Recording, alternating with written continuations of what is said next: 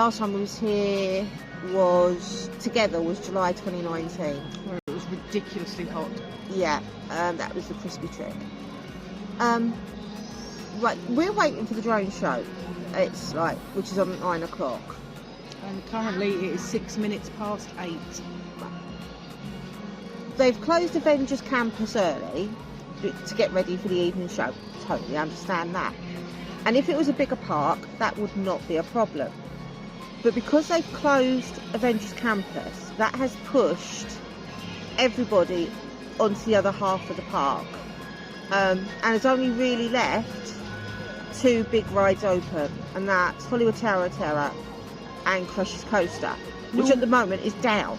And normally Reme's yeah, and Ratatouille would be open, but it's closed for for refurbishment currently. And every show, which there's only 2 of, but they closed at 6 o'clock, if not before. Stitch show I think finished at 5. Half of the food carts are closed.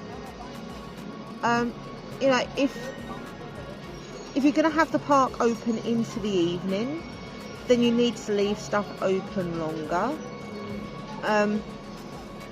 It's not a big park. It's Disney's smallest park in the world. Even with the expansion happening, that's only getting 2 rides, so it's not going to give them anything more to do. So I think Disney really need to look at, if you're going to keep the park open till 9 o'clock at night, keeping stuff open a lot longer than 4 hours before the park closes. They could easily run both shows until 7, 7:30, even at 8 o'clock at a push.